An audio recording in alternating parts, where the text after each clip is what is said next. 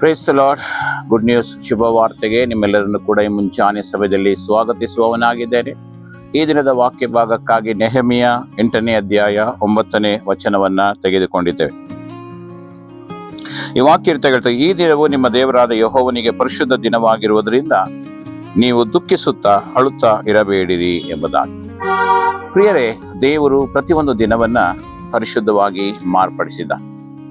ಆದಿಕಾಂಡ 1ನೇ ಅಧ್ಯಾಯ 2ನೇ ಅಧ್ಯಾಯಗಳನ್ನು ನಾವು ನೋಡುವಾಗ ದೇವರು ಸಕಲ ಸೃಷ್ಟಿಯನ್ನು ಮಾಡುವಾಗ ಎಲ್ಲವೂ ಒಳ್ಳೆಯದಾಗಿತ್ತು ಎಂಬುದಾಗಿ. ಅದೇ ರೀತಿಯಲ್ಲಿ 7ನೇ ದಿನ ಅಂದ್ರೆ ಸಬ್ಬತ್ ದಿನವನ್ನ ದೇವರು ಪರಿಶುದ್ಧ ದಿನವೆಂಬುದಾಗಿ ಕರೆದಿರುವುದನ್ನ ನಾವು ನೋಡ್ತೇವೆ.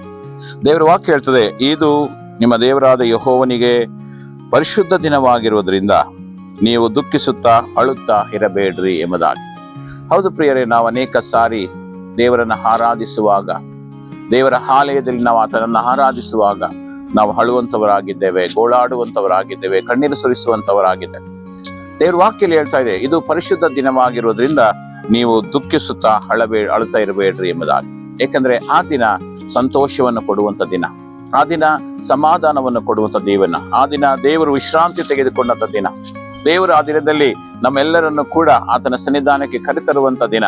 ಆ ದಿನದಲ್ಲಿ ನಾವು ಸಂತೋಷದಿಂದ ಸಮಾಧಾನದಿಂದ ಕರ್ತನನ್ನು ಆರಾಧಿಸುವಂತವರಾಗ್ಬೇಕು, ಆತನನ್ನು ಕೊಂಡಾಡುವಂತವರಾಗ್ಬೇಕು, ಆತನು ಮಾಡಿದ ಉಪಕಾರಗಳನ್ನ ನೆನೆಸಿಕೊಂಡವರಾಗಿ ಆತನಿಗೆ ಕೃತಜ್ಞತೆಗಳನ್ನ ಸಲ್ಲಿಸುವಂತವರಾಗ್ಬೇಕು.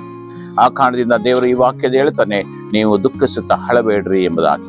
ಆದ್ರಿಂದ ಪ್ರಿಯರೇ, ದೇವರು ಯಾಕೆ ಇದನ್ನು ಹೇಳ್ತಾ ಇದ್ದಾನೆ ಎಂಬುದಾಗಿ ನೋಡುವುದಾದ್ರೆ, ದೇವರು ಎಲ್ಲವನ್ನ ನಮಗೋಸ್ಕರವಾಗಿ ಮಾಡುವವನಾಗಿದ್ದಾನೆ.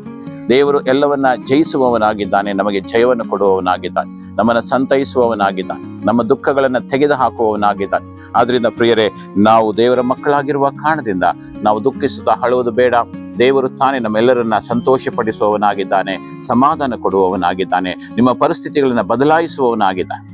ಆತನ ಮೇಲೆ ನಂಬಿಕೆ ಇಟ್ಟು ಆತನ ಬಳಿಯಲ್ಲಿ ನಾವು ಕಾದಿರುವಾಗ ಖಂಡಿತವಾಗಿ ದೇವರು ನಮ್ಮ ಒಬ್ಬೊಬ್ಬರ ಕುಟುಂಬಗಳಲ್ಲಿ ಆಶೀರ್ವಾದಗಳನ್ನ ಏರಾಳವಾದ ರೀತಿಯಲ್ಲಿ ತರುವಾತನಾಗಿದ್ದಾನೆ. ಪ್ರಾರ್ಥನೆ ಮಾಡಿಕೊಳ್ಳೋಣ. ಅಪ್ಪ, ನೀನು ಕೊಟ್ಟಂತ ವಾಕ್ಯಕ್ಕನುಸಾರವಾಗಿ ನಾವು ದುಃಖಿಸುತ್ತಾ ಅಳುವುದು ಬೇಡ ಸ್ವಾಮಿ. ಯಾಕೆಂದ್ರೆ ನೀನೆಲ್ಲವನ್ನ ನಮಗೋಸ್ಕರವಾಗಿ ಮಾಡಿದ್ದೀಯಲ್ಲ, ಅದಕ್ಕಾಗಿ ನಿನಗೆ ಸ್ತೋತ್ರ. ನಿನ್ನ ವಾಕ್ಯ ಹೇಳುವ ಹಾಗೆ, ಎಲೆ ಕಷ್ಟಪಡುವವರೇ ಹೊರೆ ಹೊತ್ತವರೇ ನೀವೆಲ್ಲರೂ ನನ್ನ ಬಳಿಗೆ ಬನ್ನಿರಿ, ನಾನು ವಿಶ್ರಾಂತಿ ಕೊಡುತ್ತೇನೆ ಎಂಬುದಾಗಿ ಹೇಳಿದ್ದೀಯಲ್ಲ ಸ್ವಾಮಿ. ಹೌದು ಕರ್ತನೆ, ನಮ್ಮ ಚಿಂತೆಗಳನ್ನು ನೀನು ಹೊತ್ತುಕೊಂಡಿದ್ದಿ, ನಮಗೆ ಬಿಡುಗಡೆಯನ್ನು ಕೊಟ್ಟಿದ್ದಿ, ಅದಕ್ಕಾಗಿ ಸ್ತೋತ್ರ. ನಾವು ಇನ್ನು ಮುಂದೆ ಹಳದ ಹಾಗೆ ಎಲ್ಲ ಕರ್ತನೆ ಸ್ವಾಮಿ ಭಾರವನ್ನ ನಿನ್ನ ಮೇಲೆ ಹಾಕಿ ನಾವು ಸಮಾಧಾನಕರವಾದ ರೀತಿಯಲ್ಲಿ ಜೀವಿಸುವುದಕ್ಕೆ ನಮಗೆ ಕೃಪೆ ಮಾಡು. ನೀನು ಮಹಿಮೆ ಹೊಂದಿಕೋ. ಪ್ರಾರ್ಥನೆ ಕೇಳಿದಕ್ಕಾಗಿ ಸ್ತೋತ್ರ. ಯೇಸು ನಾಮದಲ್ಲಿ ಪ್ರಾರ್ಥಿಸ್ತೇವೆ ತಂದೆಯಾದ ದೇವರೇ, amen. Praise the Lord. God bless you.